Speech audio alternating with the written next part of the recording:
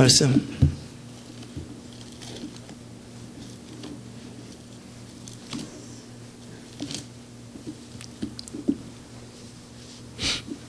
이사야서 51장 1절에서 8절까지 제가 봉독하겠습니다. 1029쪽 제가 가진 성경입니다. 의를 쫓으며 여호와를 찾아 구하는 너희는 나를 들을지어다. 너희를 떠낸 반석과 너희를 파낸 우묵한 웅덩이를 생각하여 보라. 너희 조상 아브라함과 너희를 생산한 사라를 생각하여 보라. 아브라함이 혈혈 단신으로 있을 때 내가 부르고 그에게 복을 주어 창성케 하였느니라. 대저 나 여호와가 시온을 위로하며 그 모든 황폐한 것을 위로하여 그 광야로 에덴 같고 그 사막으로 여호와의 동산 같게 하였나니 그 가운데 기뻐함과 즐거움과 감사함과 창호하는 소리가 있으리라. 내 백성이여 내게 주의하라. 내 나라여 내게 귀를 기울이라. 이는 율법이 내게서부터 발할 것이라. 내가 공의를 만민의 빛으로 세우리라. 내 의가 가깝고 내 구원이 나갔은즉 내 팔이 만민을 심판하리니 섬들이 나를 앙망하여 내 팔에 의지하리라. 너희는 하늘로 눈을 들어 그 아래 땅을 살피라. 하늘이 연기같이 사라지고 땅이 옷같이 헤어지며 거기 거한 자들이 하루살이같이 죽으려니와 나의 구원은 영원히 있고 나의 의는 폐하여지지 아니하리라. 의를 아는 자들아, 마음에 내 율법이 있는 백성들아, 너희는 나를 듣고 사람의 회방을 두려워 말라. 사람의 비방에 놀라지 말라. 그들은 옷같이 조맥에 먹힐 것이요 그들은 양털같이 벌레에게 먹힐 것이로되 나의 의는 영원히 있겠고 나의 구원은 세세에 미치리라. 아멘. 자리에 앉으십시다.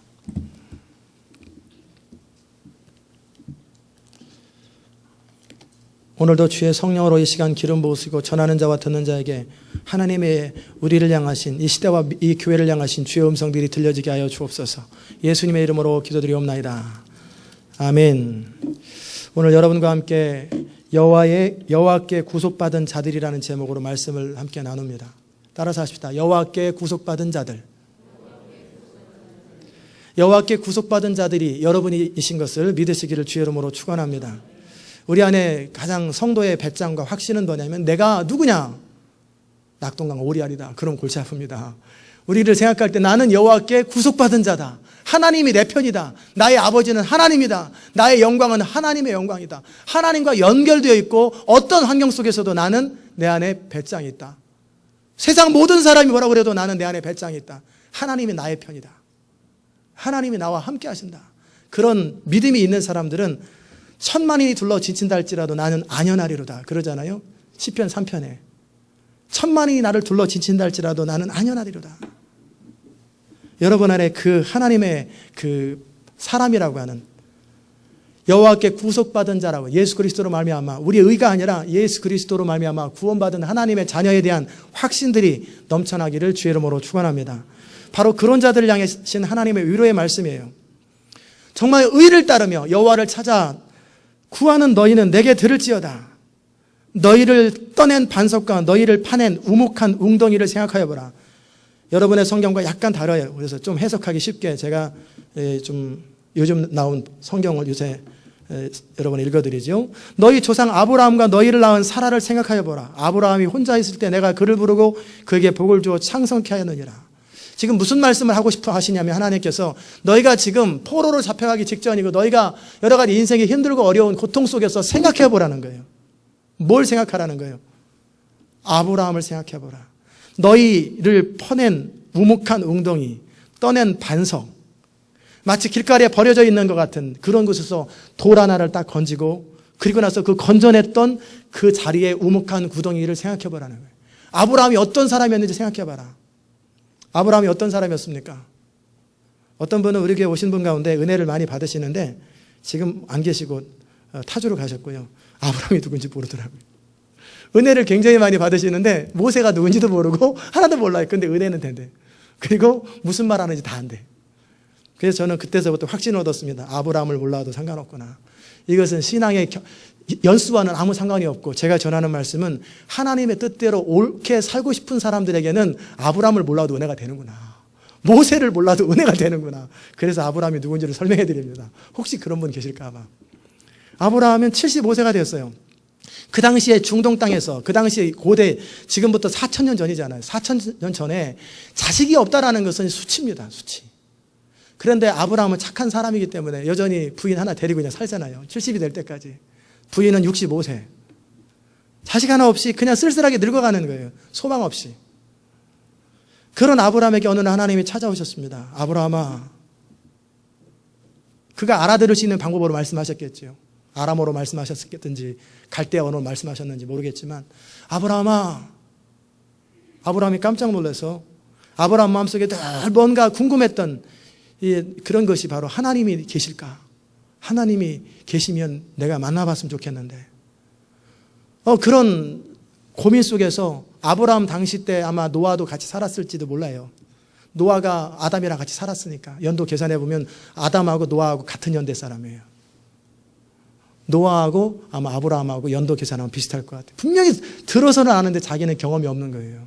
시대 환경 속에서 우상이나 섬기고 다 하나님하고 상관없이 살아가는 그 문화 속에서 아브라함은 그래도 조상 때에서부터 흘러내려왔던 전설 같은 이야기를 들으며 그 하나님을 만나고 싶었을 거예요. 의를 따르는 사람이었을 테니까. 그런 아브라함을 하나님이 부르셨지요. 아브라함아 하고 불렀어요. 내가 네게 지시할 땅으로 가게 위하여 본토 친척을 떠나라. 본토 친척에 너를 힘들게 하고 너를 오염시키는 게 너무나 많다. 그러므로 너는 이 세상과 단절하라. 갈대아 우르의 문명에서부터 벗어나고 단절해라. 그리고 내가 지시할 땅으로 가라. 그래서 아브라함은 출발하기 시작하지요. 그렇게 혈혈단신으로 부인 하나 데리고 따라오겠다는 사람이 있으면 따라오라고 그러고 아니면 다 머무르라고 각자 선택하라고 그러고 그렇게 따라간 아브라함의 인생이 자식도 없었던 아브라함의 인생이 우리가 아는 바로 어떻게 됐습니까? 출애굽 때 장정만 60만 명이 되었고 거의 애들까지 300만 명이나 되는 한 민족이 되어버렸죠. 그 당시 때 지금 300만 명이 미국 땅에 보면은 그렇게 많지 않아 보이지만 그 당시 때는요. 전 세계 인구가 그 당시 때 5억도 안 됐을 거예요. 그 정도 5억이나 됐겠어요. 한 1억도 안 될 그 당시 때 300만 명이면 엄청나게 많은 숫자예요. 엄청나게 많은 숫자. 생각해보라는 거예요. 이스라엘 백성들한테. 포로로 잡혀간 이스라엘 백성들한테. 그 일을 누가 했느냐. 누가 아브라함을 거기서 초라한 노인네 하나를 불러가지고 그의 후손을 통해서 이렇게 많은 자손들을 만들고 출애굽을 시키고 그리고 가나안 땅을 정복하는 이 모든 일을 누가 했느냐.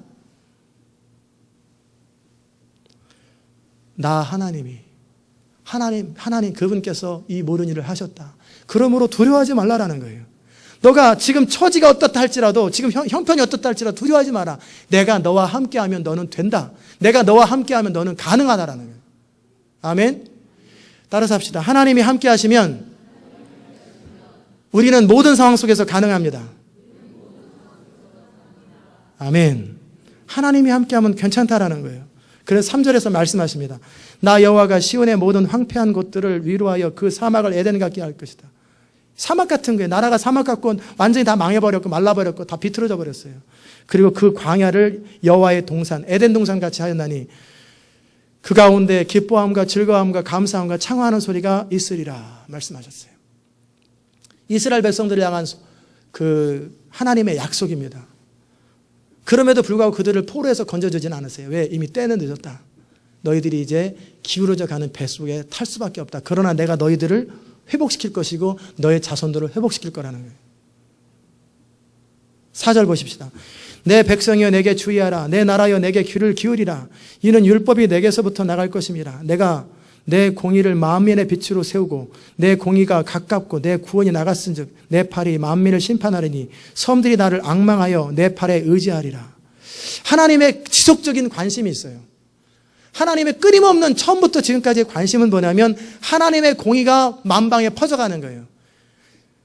하나님의 의로움이 퍼져가는 것. 그것을 하나님은 지금까지 원하십니다. 아담의 타락 이후로 인간은 스스로가 자기 자신이 의로움의 기준이 되어서 우리가 인간이 선택하는 거예요.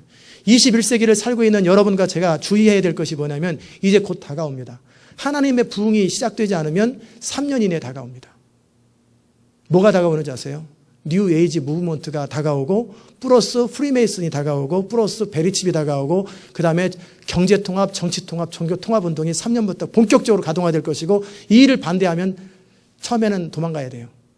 아니면 숙청합니다. 인공위성으로 다 추적해서 다 죽게 될 거예요. 부흥이 일어나자면 곧 3년 이내에 그걸 시작될 거예요. 부흥이 뭐냐면 그것을 막는, 그것을 연장하는 키입니다. 베리칩 오바마 대통령이 이미 10만 명을 리크루팅했어요. 베리칩을 확산시키려고. 각계각층의 전문가들을 다 해서 훈련시키고 어떻게 무리 없이 전 세계로 퍼뜨릴까. G20를 통해서도 마찬가지로 결국은 같은 일을 합니다. 경제 통합을 하고 종교 통합을 해요. 캐톨릭 사제야 그 교황하고 오바마 대통령이 만나가지고 서로 위로하면서 종교를 통합시키는 거예요. 그 배후에 누가 나오냐면 적그리스도가 등장합니다. 이게 3년부터 앞으로 3년 이내부터 본격적으로 가속화될 텐데 부흥이 일어나면 이게 5년, 10년, 20년 연장됩니다. 연장되는 거예요. 그래서 부흥이 그렇게 중요한 거예요. 사람들이 복음을 들어보지도 못했는데 그런 일이 생기면 다 멸망할 거 아니에요. 다 타협할 거 아니에요. 그렇기 때문에 기회를 주는 거예요. 복음을 들을 수 있는 기회가 부흥입니다. 이 시대를 살고 있는 여러분과 제 마음속에 가져야 될 마음이 뭔가. 그 부분에 대해서 우리가 함께 같이 연결해서 말씀을 드리는 거예요. 하나님의 끊임없는 관심 뭐냐면 아담의 타락 이후로 선악과를 먹은 백성들은 결국 제가 지금 종교통합, 정치, 경제통합, 프리메이슨이라고 들어보셨을지 모르겠어요. 이렇게 눈가락 표시 1달러짜리 있는 거고 자하고 삼각자하고 콤파스하고 이렇게 망치 하나 있는 거. 그 그림이 다 프리메이슨 그림인데 메이슨이 석공들인데 프리하게 고용되지 않고 자유롭게 일하는 그 메이슨 석공들이라고 그래서 프리메이슨 조합이 결국은 뭐냐면 탤런트를 가진 사람들의 조합이에요. 즉 프리메이슨은 전 세계 지금 600만 명인데 600만 명이 각계각층의 전문가들이에요. 그들은 오직 한 가지를 추구합니다. 그들은 전 재산을 아끼지 않아요. 지상 낙원을 꿈꾸고 바벨탑을 쌓는 것처럼 전 세계가 통합되기 원해요. 경제가 통합되고 정치가 통합되는 이런 일로 해서 그들은 서약을 합니다. 딱 가입할 적에 뭐 하냐면 나는 목숨조차 아끼지 아니할 것이고 전 재산조차 아끼지 않을 것이다. 그리고 서약식 할 때에다 목에다가 밧줄을 걸고 직접 눈 씌우고 양말을 다 벗고 걸어간 다음에 포제기를 씌우고 여기다 목을 걷고 살짝 당겨요. 이 서약을 어기면 난 이렇게 죽겠습니다. 그게 프리메이슨 단체가 전 세계 600만 명인데 미국에 500만 명이 있어요. 그 사람들이 나라를 움직여가요. 여러분이 제가 말하면 대부분의 사람들이 거기 가입되어 있어요. 클린턴도 가입되어 있고 록펠러도 가입되어 있고 돌아가셨지만 다 가입되어 있어요. 우리가 알고 있는 대부분의 사람들이 다 가입되어 있어요. 그들은 한 가지를 원합니다. 지상낙원. 하나님 없이 존 레논도 가입되어 있고 아메이 거기 사장 프록텐 건볼 다 가입되어 있어요. 웬만한 좀 괜찮은 상품 만드는 데는 다 가입되어 있어요. 거기. 그래서 경제를 통합하고 종교를 통합해서 지상 정부를 만드는 거예요. 하나님 없이 인간이 이끌어가는 사회를 만드는 게 프리메이슨 운동이고 프리메이슨 운동의 베이스는 뉴에이지입니다. 인도의 힌두이즘도 인간의 신이 되겠다는 거예요. 이슬람 거기도 인간의 노력으로 선을 베풀어서 구원을 얻겠다는 다 기독교를 제외한 모든 종교나 모든 정치 철학은 다 휴머니즘입니다. 휴머니즘. 휴머니즘은 인간의 힘으로 착한 일을 해서 선을 행함으로 구원을 얻겠다. 이게 뭡니까? 이슬람입니다.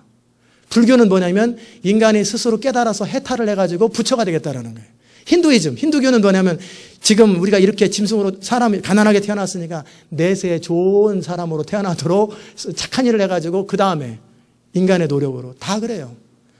종교적으로는 그런 운동으로 가고 있고요. 경제적으로는 경제를 신용카드를 이제는 하나로 만들고 전자카드로 만들고 화폐를 없앨 거예요. 조만간에. 그리고 그 카드 대신에 칩을 박을 거예요.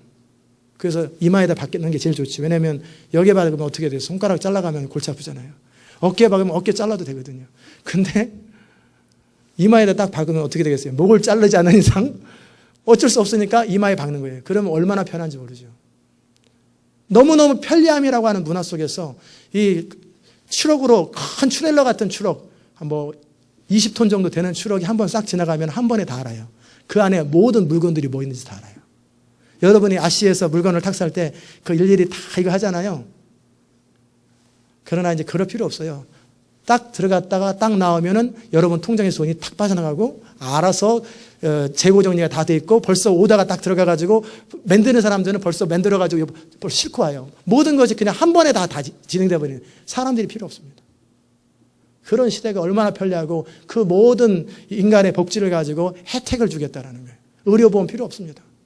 그냥 다 제공. 왜냐하면 너무나 편리한 세상으로 돌아가요. 모든 사람들이 원하는 꿈꾸는.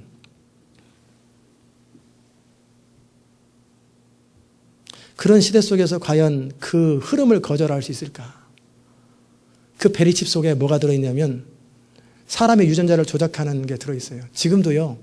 바이오 칩을 가지고 있으면 위성에서도요, 우리를 다 찾아요. 셀폰만 들고 있어도, 특별히 스마트폰을 가지고 있으면, 아이폰이라든지 스마트폰 가지고 있으면 저 지하 땅굴에서도 다 알아요. 우리 어디든지. 정확하게 위치 다 찾아요. 그런데 몸에다 베리십 하나 받으면 우리 전 세계에서 저 아마존 구석에서도 다 찾아요. 그런데 거기 칩 안에 뭐가 들어있냐면 몸 안에 딱 들어가면 이제 사라져버리는 거예요. 몸에 흡수되는데 유전자를 조작하는 카드가 들어있어요. 칩이. 그럼 우리를 의지를 조작해버립니다. 계시록이 그대로 이루어지는 현실이 우리는 마치 수십 년 뒤에, 수백 년 뒤에, 수천 년 뒤에 있을 것 같은데 3년 이내에 시행하려고 지금 한국 땅에는 매 지금 5천에서 10,000개 정도를 수입해가고 있고 지금 그러고 있어요. 이런 시대 흐름 속에서 우리가 어찌 살 것인가. 아담부터 지금까지 인간은 끊임없이 뭐를 추구하냐면 바벨탑을 추구합니다. 우리 이름을 내는 것. 인간은 끊임없이 타락이요, 우리 이름을 드러내는 것. 그리고 우리가 스스로 성을 쌓아서 우리 스스로 성을 쌓아서 망하지 않도록 스스로 인간이 바벨탑을 만들고 성을 쌓아서 인간끼리 지상낙원을 만드는 것, 아담부터 지금까지 원했던 것이 인간의 흐름이에요. 계속 제국을 꿈꾸고 계속해서 그런 걸 꿈꾸잖아요. 보통 서민들은 어떻게 합니까? 통장에 돈을 만들어가지고 자기 성을 또 쌓잖아요. 안전하게. 노후 대체. 이게 다 인간의 본능적으로 자기 성을 쌓는 거예요. 이런 흐름 속에서 살고 있는 이 시대, 사람들에게 하나님 말씀하시는 거예요. 내 백성아, 구속받았다고 믿는 자녀들아. 여러분, 구속받았다라는 말이, 여호와께 구속받았다라는 말이 무슨 말인 줄 아십니까? 다시 말하면 예수를 믿는다는 게 뭔지. 예수를 믿는 것은 영접기도에서 천국에 티켓 따는 것도 아니고요. 영접기도 해도 소용없어요. 지옥 갈 사람은 다 지옥 갑니다. 영접기도 안 중요해요. 안 하는 것보단 중요하지만 왜 성령이 터치할지 모르니까. 교회 다니는 거 아무 상관없어요. 구속받은 자의 특징이 뭐냐면, 잘 들으십시오. 나의 의의를 더 이상 주장하지 않는 거예요. 더 이상 나의 어떠함을 주장하지 않는 거예요. 내가 내 인생의 핸들을 쥐지 않는 거예요. 그분이 나의 주인이 되고 그분이 나의 왕이 되고 나의 의로움은 이것뿐, 예수의 피밖에 없네. 자랑할 게 없는 사람이 되는 거예요. 내세울 게 없는 사람이 되는 거예요. 그게 구속받은 사람의 특징이에요. 자, 보십시다. 아담의 타락부터 지금까지 인류는 계속해서 자기 성을 쌓고 자기 의를 쌓고 자기 이름을 드러내는 것, 이게 아담의 흐름이고 이게 사단의 흐름이고 이 세상의 흐름인데, 교회 다니는 사람들이 어떻게 해요? 자기 이름을 내고, 그래서 감투 안 주면 떠나버리고 자기 이름을 내는 거 아니에요. 끊임없이 자기를 보호할 수 있는 안전장치를 마련해 놓고, 그게 다 여호와께 구속받지 못한 사람들이 사는 방법이에요. 그러기에 구속받은 사람, 그 사람은 뭐냐면 나를 살리시고 죽이시고 나를 보호하시고 책임지시는 모든 분은 하나님 그분이다. 나는 그분의 예수 그리스도만을 의지한다. 우리가 살아가는 동안에 삶의 자리 가운데 필요들이 있지만 이 모든 필요조차 프로비전이라고 부르죠. 이거를 공급하시는 분 누구예요? 하나님이다. 그분이 먹이시면 난 먹을 것이고 그분이 먹이지 않으면 나는 굶어 죽을 것이다. 나는 그분이 말씀하신 걸 순종할 것이고 그분이 말씀하지 않은 건 안 할 것이다. 나는 오직 하나님 아버지의 뜻을 따라 살며 그분이 원하는 대로만 살 것이다. 이런 사람들은 구속받은 자예요. 소원이 그런 사람들은. 그런 사람들에 대해서 하나님이 뭐라고 말씀하십니까? 내가 너희를 책임지겠다. 내가 보호하겠다. 이 시대 속에서도 너희를 보호할 것이다. 눈동자같이 보호할 것이다. 그런데 교회 다니면서도 딴 생각 다 하고 할 거 다 하고 자기가 다 컨트롤하고, 그러면 둘 중에 하나입니다. 아직 너무너무 어리든지 아니면 구속받지 않은 사람들이에요. 구속받지 않은 사람들. 하나님은 계속해서 창세부터 지금까지 그 일만 해오셨어요. 그 일만. 계속. 하나님의 나라인데 그게 뭐냐면 하나님의 공의. 인간의 공의가 아니라 인간의 어떤 철학, 도덕, 양심 이런 것이 아니라 하나님의 의로움만을 드러내는 것. 모든 종교는 자기를 추구한다고 그랬지요. 나의 노력으로 뭔가를 얻는 건 다 종교예요. 그러나 기독교는 그렇지 않아요. 오직 예수 그리스도께서 우리를 대신해서 죽어주심으로 우리는 아무 공로 없고 아무 자격이 없는데 그분의 은혜로, 그분의 죽어주심으로 내가 구원받아 하나님의 자녀가 되었다라는 걸 고백하는 것은 기독교밖에 없어요. 캐톨릭도 짝퉁이에요. 진짜 아니에요. 캐톨릭도 1962년도에 교황이 뭐라고 그랬냐면 믿음으로만 구원받는다고 하는 사람들에게 저주가 있을지어다. 캐톨릭 교리를 지켜야 된다는 거예요. 안식일교도 짝퉁이에요. 그것도 거짓말이에요. 구약의 율법을 지켜야 된다는 거예요. 그래야 구원이 있다. 거짓말이에요. 예수님의 의의를 부정하는 거예요. 우리의 의의는 이것뿐, 예수님이 십자가 안에서 이루어놓은 그것들을 내가 내 것으로 받아들이고 그것을 기뻐하고 그것을 추구하고 그것을 자랑하고 삶의 모습으로는 그분의 의로움을 인정하면서 이제 나의 의의는 그것뿐이기 때문에 인간이 의도 없는 사람이 주장하는 거 웃기잖아요. 의도 없는 사람이 뭐 생각하고 뭐 계획하고 그러는 것도 웃기잖아요. 그분의 뜻이 이루어지이다. 그분의 뜻만이 이루어지이다. 그러기에 믿고 순종하고 믿고 신뢰하고 살아가는 게 크리스찬 라이프예요. 아멘이십니까? 아직도 여러분이 여러분의 인생에 대해서 뭔가를 계획하고 생각한다는 얘기는 아담의 후손이라는 얘기예요. 그리스도의 의가 없어요. 바리새인들 같은 사람들, 종교적인 사람들, 그런 사람들은 둘 중에 하나입니다. 회개하고 돌아오든지 아니면 울며 이를 감이 있을 것입니다. 성경의 모든 핵심은 오직 그걸 말해요. 나의 의가 아니에요. 나의 의가 아니기 때문에 자랑할 게 없어요. 나의 의가 아니기 때문에 내 의견 안 중요해요.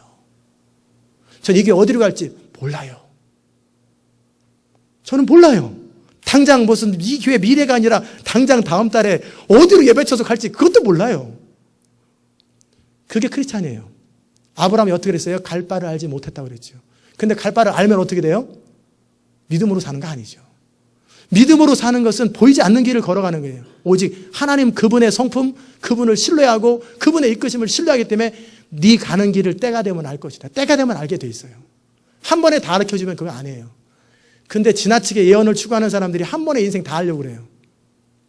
다 때가 되면 아는 거예요. 때가 되면 하나님이 대로를 여시는 거예요. 그러게 우리는 보이지 않는 길을 보이는 것처럼 가고 하나님을 신뢰함으로 묵묵하게 한 걸음 한 걸음 걸어가는 거예요. 편한 길이 있어요. 왜? 안전한 길, 머리로 이해되는 길, 계산되어진 길, 합리적인 길. 그것은 다 세상 사람들이 추구하는 거예요. 교회 바깥 사람들이 추구하는 거를 교회 안에서 대부분의 교회들은 그렇게 안전방으로 가요. 안전하게 가요. 그 하나님 아닙니다. 그 하나님이 원하시는 거 아니에요. 그 적당히 가미되는 것이 예산을 짜는 것, 사람들이 의견을 와서 민주주의로 의사결정하는 것, 다 섞인 거예요. 섞인 거. 그거 아니에요. 믿음으로 가는 길은 내일 일은 난 몰라요. 하루하루 살아요. 성령을 따라 그때그때 살아가는 거예요. 그리고 내가 붙잡을 것은 주님이 나를 인도하지 않으면 어떻게 됩니까? 망하면 되는 거예요.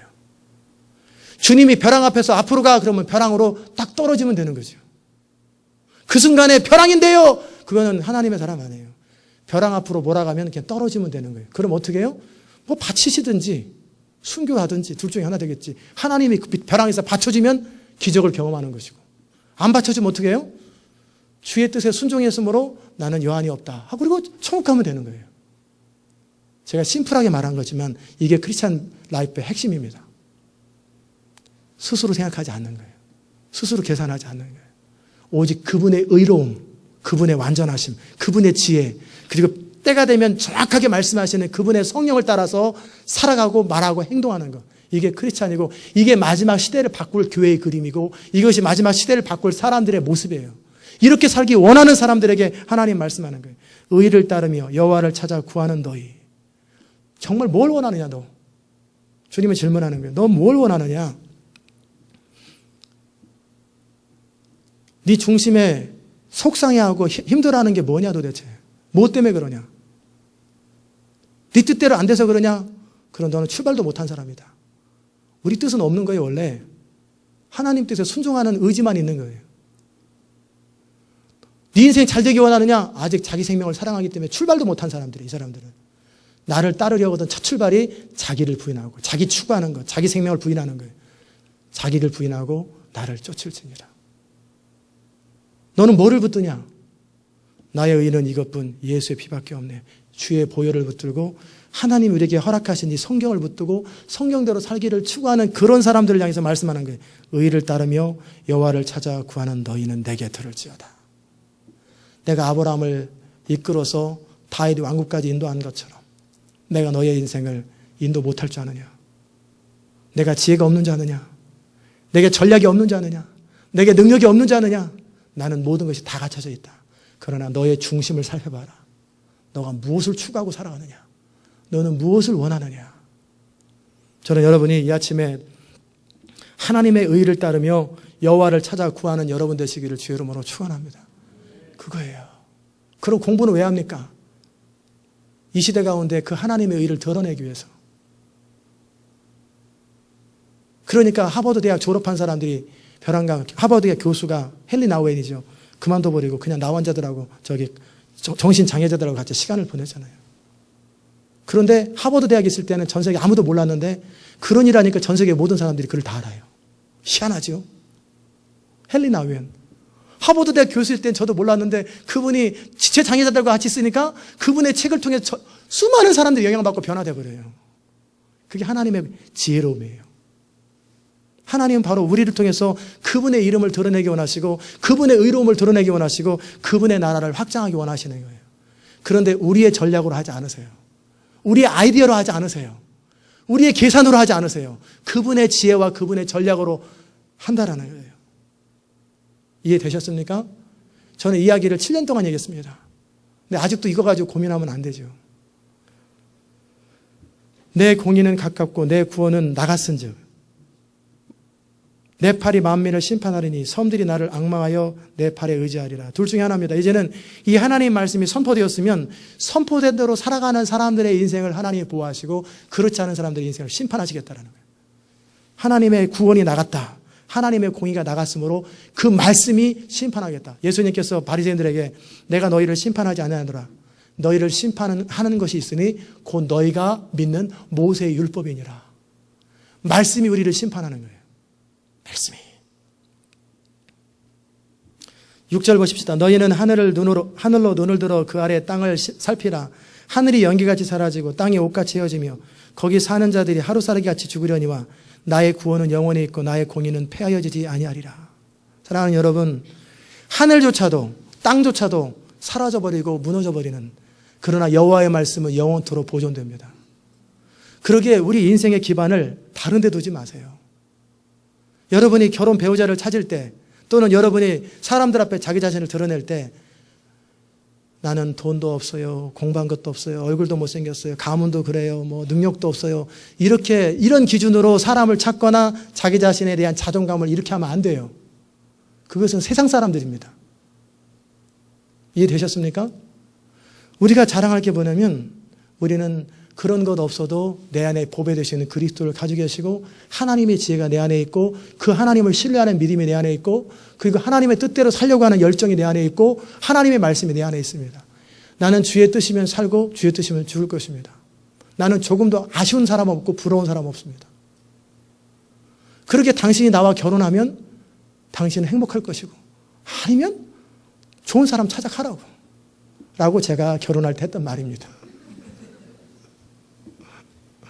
배짱이 거긴 거예요. 무슨 제가 학교를 좋은 데 나왔습니까? 우리 가문이 여러분 아시다시피 맨날 사골세만 살다가 신문 얻어가지고 또 닭장에 살다가 무슨 가문이 훌륭합니까? 우리 집이. 뭐가 내세울 게 있어요? 하나님께서 우리에게 주신 것은 믿음이요, 예수 그리스도의 이름이요, 하나님의 약속이요, 그분의 모든 것이에요. 그것을 가진 사람들은 다 가진 거예요. 그분이 저를 통해서 하시기 원하시고 여러분을 통해 뭔가 하기 원하시면 아무리 생각해도 머리가 짱구다. 지혜가 좀 필요한 것 같다. 그러면 지혜를 주시면 지혜로워지는 거예요. 쟤는 돈 좀 있어야 될 것 같다. 왜? 돈 쓰는 거 보니까 너무나 나눠주고 베풀어주기를 좋아한다. 그냥 재물 얻을 능을 주면 갑부가 되는 거예요. 그분은 다 가지고 계세요. 그분이 그분의 뜻대로 각 사람이 나눠주시는 거예요. 필요한 대로. 주장할 게 뭡니까? 내가 가진 것을 주장하는 게 아니라 나의 존재됨을 주장하는 거예요. 나의 의는 이것뿐 예수의 피밖에 없네. 하나님 그분의 아름다움, 그분의 그 위대함. 그러기에 하늘, 땅 모든 것도 관심 두지 말라라는 거예요. 뭐를? 하나님의 구원, 하나님의 의로움. 7절 보십시다. 의를 아는 자들아, 마음에 내 율법이 있는 백성들아, 너희는 내게 듣고 그들의 비방을 두려워하지 말라. 그들의 비방에 놀라지 말라. 옷같이 좀이 그들을 먹을 것이요 양털같이 좀벌레가 그들에게 먹을 것이나 나의 공의는 영원히 있겠고 나의 구원은 세세에 미치리라. 이렇게 믿음으로 살아가는 사람들을 가만 안 내둬요. 끊임없이 뒤에서 뭐라고 그래요. 끊임없이 조롱하고 끊임없이 비난하고 예사야, 예레미야 맨날 사람들 괴롭히고 구덩이에 가두고 때리고 맨날 그러잖아요. 요셉 그냥 잘 좀 살겠다고 그러는데 왜 자꾸 모함을 받아가지고 감옥에 가고 모함을 하다가지고 종살이하고 그런지 몰라요. 다윗 믿음으로 좀 살겠다고 하는데 왜 자꾸 괴롭히는지 몰라. 사람들이. 왜? 이 세상은 믿음으로 사는 걸 원치 않아요. 이 세상은 하나님의 뜻대로 사는 걸 원치 않아요. 이 세상 신에 사로잡혀 있는 세상 사람들은 합리적으로 살기 원하고 눈에 보이는 대로 살기 원하고 필요하면 적당히 눈 살짝 감고 어영부영 해주길 원해요. 그걸 원해요, 세상은. 제가 신학교를 딱 들어갔습니다. 제 친구들은 중학교 때, 고등학교 때 18명이 같은 클럽이에요. 그래서 18명이 저까지 포함해서 이름 회가 있는데 그 이름이 뭐냐면 공평회예요. 공평회가 공도중학교 평고동문회. 그래서 공평회입니다. 공평하게 살자가 아니라. 그래서 제가 신학교를 딱 들어가는 순간 그 친구들이 저를 오지 말라고 그래요. 친구는 맞는데 개인적으로 집에서 만날 때는 부를 텐데 오지 마라. 그 이유가 뭔지 아세요? 맨날 맥주집에서 만나거든요. 근데 저는 술을 안 먹고 멀뚱멀뚱 쳐다보고 있으니까 걔네들이 술 취해가지고 에이 하고 있는데 저만 멀뚱멀뚱하니까 창피한 거예요. 스스로 보기에. 그러니까 또 뭐 안주 같은 거 신경 안 쓰죠. 그냥 저는 안주만 먹죠. 땅콩도 먹고. 그런데 안주 때문에 그런 게 아니라 그들 취하고 흐트러져 있는 모습을 제가 멀뚱멀뚱 쳐다보는 게 그게 창피한 거예요. 그게 창피한 거예요. 그러니까 오지 말래요. 멀쩡했을 때 만나자. 우리는 다 취한 사람끼리 흥청흥청 하고 싶은데 너 있는 게 부담스럽다. 그 다음부터 안 불러요. 설날이나 구정 때 이렇게 동네 가면은 이제 제가 또 한국 가면 쫙 모이죠. 애들이 다 모여요. 죽은 사람도 있고, 산 사람도 있고, 그러겠죠. 세상 사람들은 적당히 흐린 걸 원해요. 깨끗한 거 원치 않아요. 적당히 이렇게 흐린 곳에 고기가 많다고 흐린 걸 원해요. 그걸 원해요. 그러면서 서로 부족한 사람들끼리 서로 이해하며 살고 이걸 원해요. 세상은. 그러나 하나님은 그걸 원치 않아요. 깨끗한 걸 원해요. 거룩한 걸 원해요. 클리어한 걸 원해요. 그러기에 여러분이 하나님의 사람으로 살아갈 때 어찌 살아야 될지를 선택하셔야 되는 거예요. 의를 아는 자들아, 마음에 내 율법이 있는 백성들아, 두려워하지 말라. 세상 사람들이 맞네, 틀리네, 옳으네, 그러네, 그렇게 살면 안 되네, 되네, 왜 이렇게 원치도 않는데 훈수들을 많이 들었는지 몰라요. 끊임없이 와서 밥 사들고 와서 밥 사줘가면서 얘기를 해요. 끊임없이. 그잖아요. 끊임없이 얘기할 때 어떻게 해요? 신경 쓰지 말라라는 거예요. 어차피 세상은 그런 걸 원해요. 그러나 이 세상을 하나님 어떻게 하기 원하세요? 뒤집기를 원하세요. 이 세상을 바꾸기 원하는데 그들의 흐름을 따라가서는 세상을 절대 못 바꿉니다. 다윗 같은 심령을, 다윗의 영, 비느하스의 영, 여호수아 같은 사람들이 이 세상을 뒤집는 거예요.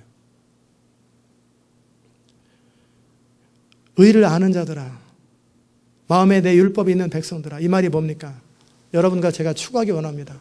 제가 오래전부터 가지고 있었던 마음인데, 하나님, 저는 이 시대가 어찌 돌아가든 사람들이 뭐라고 말하든 저는 저 소돔과 고모라 땅에 있던 롯, 영향력은 없었지만 그래도 본인은 의로웠더니 본인의 의로움으로 아브라함의 중보기도를 통해서 구원받은 것처럼 하나님, 세상을 변화시킬 능력이 없거든 적어도 나 한 사람만이라도 깨끗하게 살게 하소서. 나 한 사람만이라도 바르게 살고 싶습니다. 그러다가 제가 이제 시간이 지나가면서 요즘은 기도가 바뀌었죠. 나 한 사람을 통해서 세상이 변화되게 하소서. 세상 모든 사람이 다 그릇된 길을 가더라도 저는 정도를 가고 싶습니다. 옳은 길을 가고 싶고 양심껏 가고 싶습니다.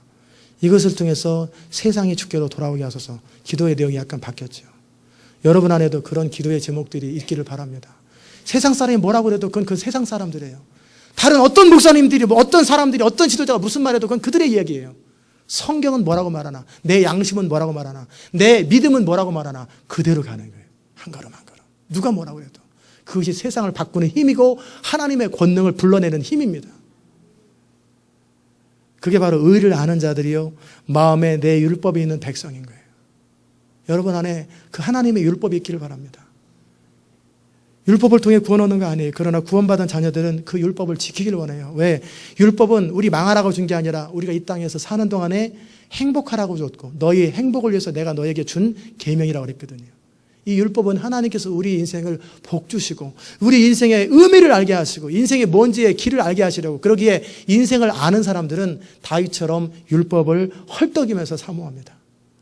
하나님의 말씀을 읽기를 너무너무 사랑하고 기뻐합니다. 왜? 하나님을 아는 자들이기 때문에. 의를 아는 자들아, 마음에 내 율법이 있는 백성들아, 너희는 내게 듣고 그들의 비방을 두려워하지 말지라. 그들의 모든 떠벌리는 소리들, 그것은 다 존벌레처럼 먹어버릴 것이다. 존벌레가 먹으면 양복 못 입잖아요. 이 양복은 안 입었는데 제 옷 가운데 몇 개 있어요. 세타 같은 거, 특별히 순면으로 하는 것도 나이롱이 섞이면 괜찮은데 순면으로 하는 것은 이렇게 다 먹었어요. 어떻게? 그러다가 이제 제가 요새는 이제 거기다 수술 갔다 나서 좀 괜찮아졌는데 그래서 세타 같은 거 이렇게 구멍이 뽕 났어요. 보니까 여기도 났고 여기도 났고 여기도 났고 못 입는 거예요. 툭 잡아당기면 주르륵 풀리는 거예요.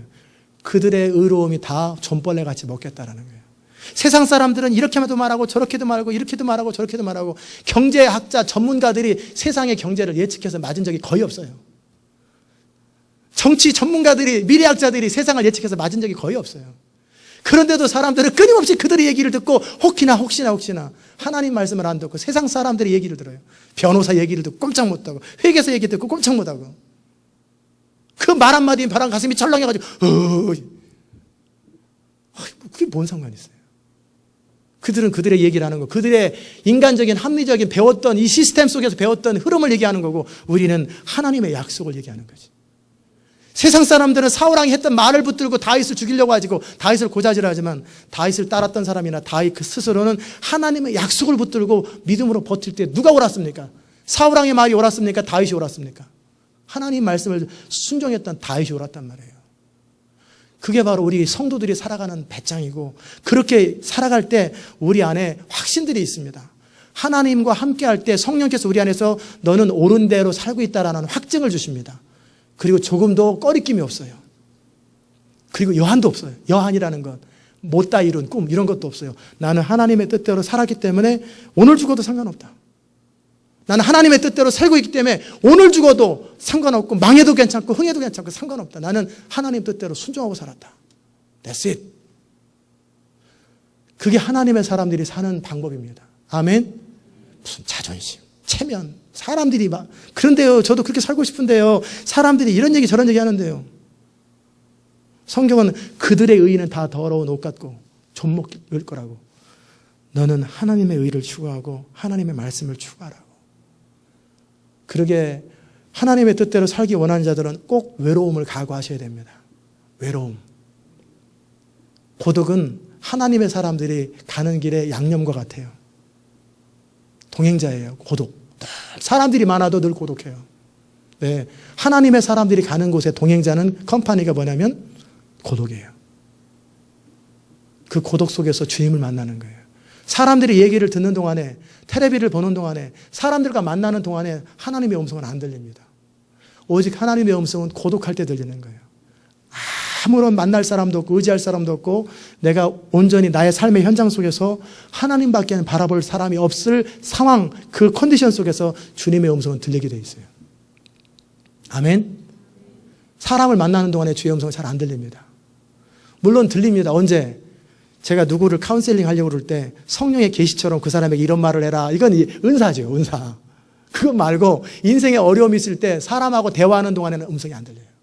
사람을 만나는 걸 중단하시고 잠잠히 골방에 들어가서 주 앞에 엎드려 있으면 위로부터 주의 음성이 들리고 들렸던 말씀을 한두 번 컨펌한 다음에 그 다음에는 그대로 가는 거예요. 그것이 옳다면 그 길을 계속 가는 거예요. 결과는 신경 쓰지 마세요. 그랬더니 결과가 어떻게 되나? 신경 쓰지 마세요. 내가 옳았던 대로 그냥 가는 거예요. 틀리면 틀리는 대로, 옳으면 옳은 대로 계속 가다 보면 하나님께서 그걸 기뻐하세요. 그걸 기뻐하세요. 저는 여러분이 그렇게 사시기를 주의 이름으로 축원합니다. 옆에 계신 분하고 인사하십시다. 의롭게 믿음으로 깨끗하게 사십시다. 의롭게 믿음으로 깨끗하게 사십시다. 눈을 피하지 마시고 두 번째 이렇게 고백합시다. 나는 의롭게 믿음으로 깨끗하게 살 것입니다. 예, 아멘. 9절부터 보십시다. 여호와의 팔이여 깨소서 깨소서 능력을 베푸소서 옛날 옛시대에 깨신 것 같이 라합을 점이시고 용을 찌르니가 어찌 주가 아니시며 바다를 넓고 깊은 물을 말리시고 바다의 깊은 곳을 길을 내어 구속받은 자들을 건너게 하시니가 주가 아니니까. 그래도 인생에 믿음으로 살아도 힘든 건 힘들잖아요. 그럴 때 어떻게 합니까? 이 기도하는 거예요. 하나님, 성경에 출애굽의 홍해를 이루신 하나님, 그 하나님 행하신 일들 바라보고 그 하나님 역사하소서, 하나님 역사하소서. 이게 이사야와 이스라엘 백성들이 했던 탄식이에요. 하나님 역사하소서. 그 하나님의 권능과 하나님의 능력이 어디 있습니까? 일하소서, 행하소서 하면서 하나님께 부르짖고 울부짖고 호소하는 거예요. 11절 여호와께 구속받은 자들이 돌아와 노래하며 시온으로 돌아오니 영원한 기쁨이 그들 머리 위에 있고 슬픔과 탄식이 달아나리이다. 그리고 하나님께 구속받은 자들이 돌아와 노래하며 시온으로 오니 영원한 기쁨이 그들 머리 위에 있고 슬픔과 탄식이 달아나리라. 12절에 하나님이 보증하십니다. 이르시되 너희를 위로하는 자는 나 곧 나니라. even I. 나만이 너를 위로할 수 있다. 너는 어떠한 자이기에 죽을 사람을 두려워하며 풀같이 될 사람의 아들들을 두려워하느냐. 하늘을 펴고 땅에 기초를 정하고 너를 지은 자 여호와를 어찌하여 잊어버렸느냐. 너를 멸하려고 준비하는 저 학대자의 분노를 어찌하여 항상 종일 두려워하느냐. 학대자의 분노가 어디 있느냐. 탄식입니다. 하나님이 왜 그렇게 두려워하느냐, 왜 그렇게 염려하느냐, 왜 그렇게 하나님을 바라보지 못하느냐. 내가 너의 위로자요, 내가 너의 피난처요, 내가 너를 책임지겠다고 하는데 왜 그렇게 두려워하느냐. 그렇죠? 제가 이렇게 사람들을 만나면 믿어지는 사람이 있고 안 믿어지는 사람이 있어요. 그건 관계를 통해서 나타나죠. 맨날 저를 속였던 사람들은, 맨날 거짓말했던 사람들이 예를 들어 있다면 그 사람한테 뭐를 맡기고 중요한 걸 맡기겠어요? 못 맡기죠. 불안한 거예요. 뭐 맡기는 게 불안해요. 그런데 늘 믿음으로 살고 신실했던 사람들, 그런 사람들한테는 맡겨도 마음이 뿌듯한 거예요. 그러기에 어느 분이 지었는지 모르겠지만 벗에 대한 시를 지었을 때 그랬잖아요. 먼 길을 떠나는 사람이 자기 아내를 맡길 수 있는 벗이 있는 사람. 둘이 바람나가지고 또 살림 차려가지고 애 낳고 살고 그러지 않고 먼 길 떠나는 사람이 맡길 수 있는, 아내를 맡길 수 있는 그 벗. 서로 신뢰할 수 있는 것. 인간도 사람의 감정도 사람의 마음도 겪다 보면 그 사람 마음이 느껴지잖아요. 착하긴 한데 책임감이 없다. 뭐 이런 것도 느껴지고. 근데 책임감은 있는데 수틀리면 그만둔다. 그런 것도 느껴지고. 다 느껴지잖아요. 각 사람의 마음이 저울질되잖아요. 마찬가지로 하나님의 마음도 저울질 안 되겠어요? 우리가 다 헤아릴 수는 없지만 그분을 만나고 그분을 교제하고 그분을 사귀면서 그분은 믿을 만한 분이고 신뢰할 만한 분이고 내가 기댈 만한 분이고 내가 어떤 경우에도 그분은 나를 버리지 아니하리라. 그분은 어떤 경우에도 나를 건져주시고 어떤 경우에도 내가 설령 잘못했다 할지라도 회개하면서 주님이 용서해달라고 그러면 나를 버리지 않을, 그런 것에 대한 믿음이 생기지 않으세요? 믿음은 결국 뭐냐면 하나님의 약속을 믿는 거예요. 근데 이 하나님의 약속이 어떻게 믿어집니까? 그 사람의 인격이 믿어져야 믿어지지. 이 말한 것이 거짓말쟁이가 말했다. 그러면 이게 믿어지겠어요? 그 편지 또 사기치는 걸걸? 그렇겠죠.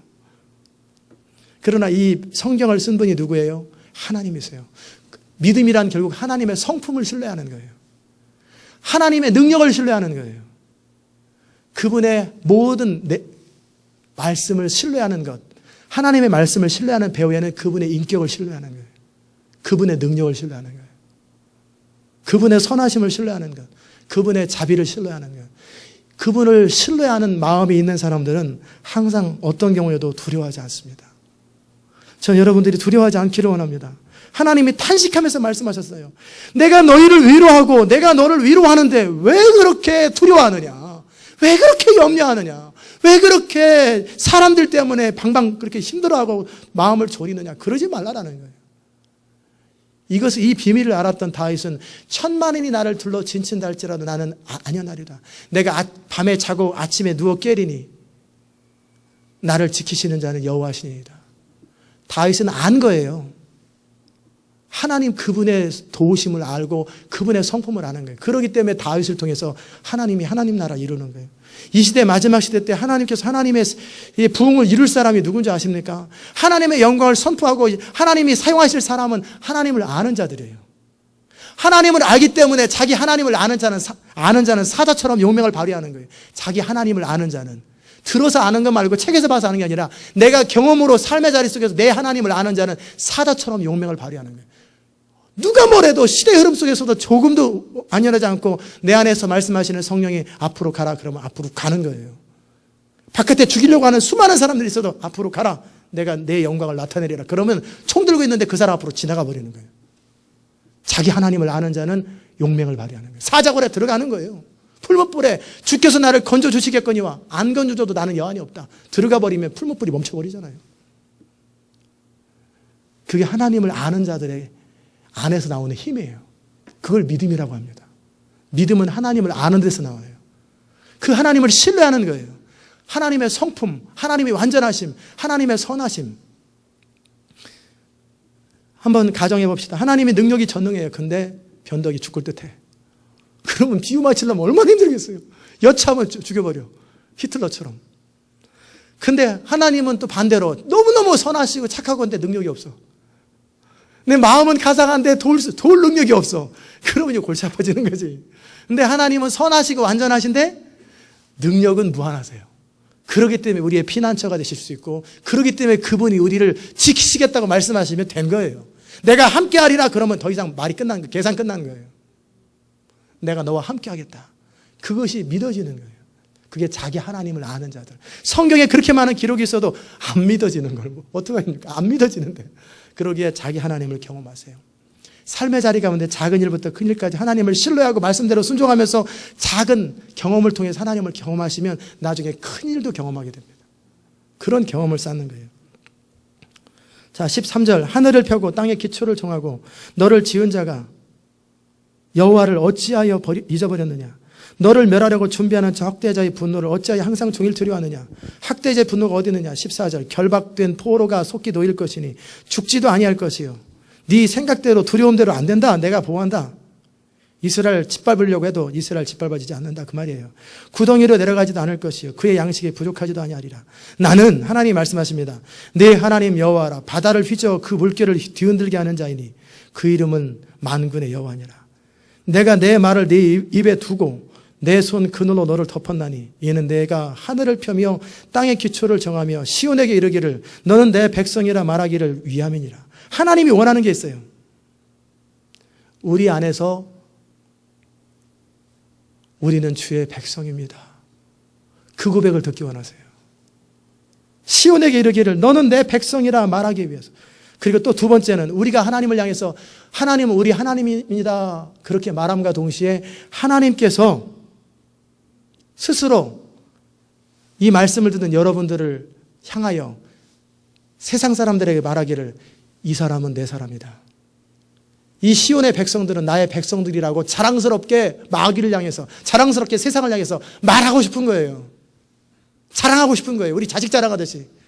자식이 뭐 잘하면 자랑하고 싶어 하잖아요.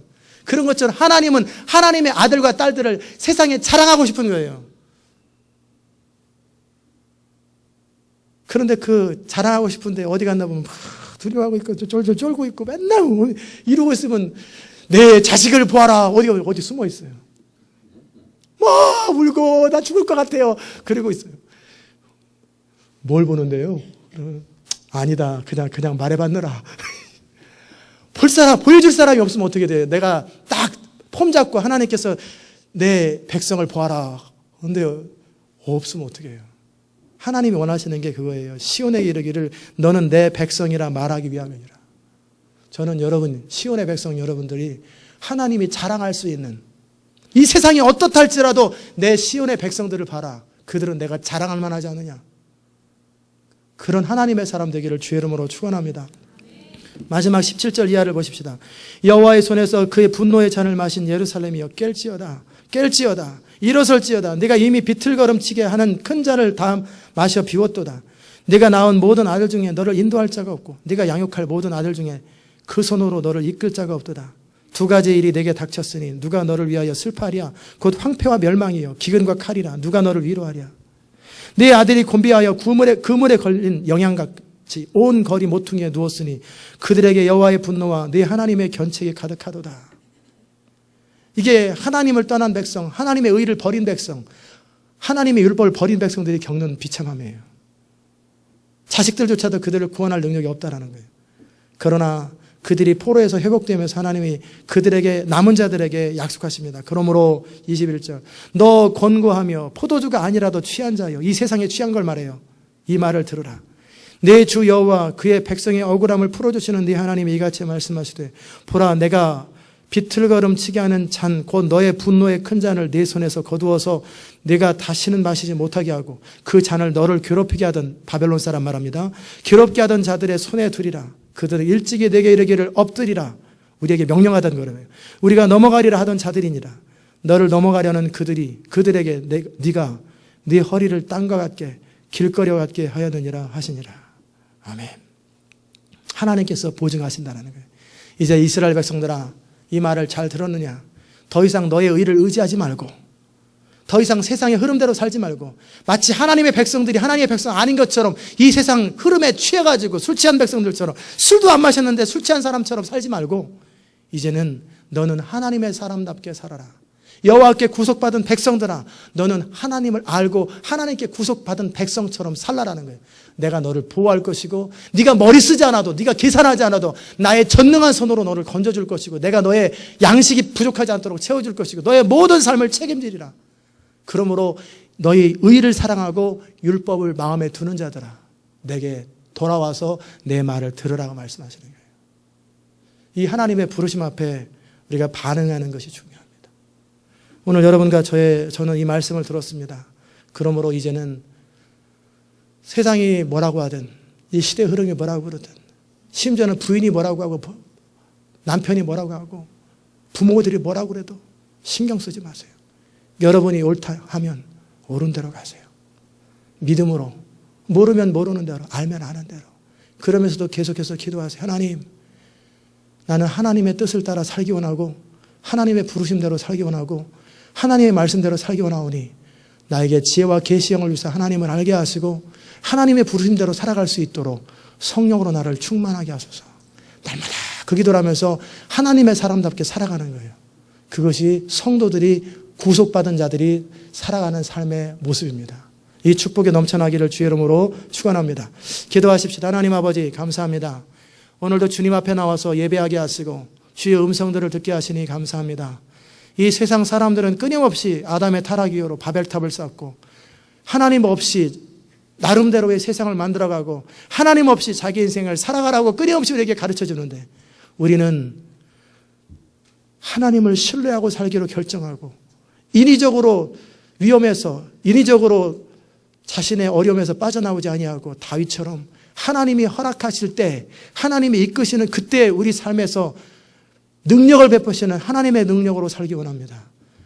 진정한 위로자가 되시고 피난처가 되시는 주님을 따라서만 살기 원하오니, 오늘 말씀을 듣는 모든 주의 백성들에게 그 은혜와 능력과 성령의 공급하시는 힘을 더하여 주옵소서. 예수님의 이름으로 기도드리옵나이다.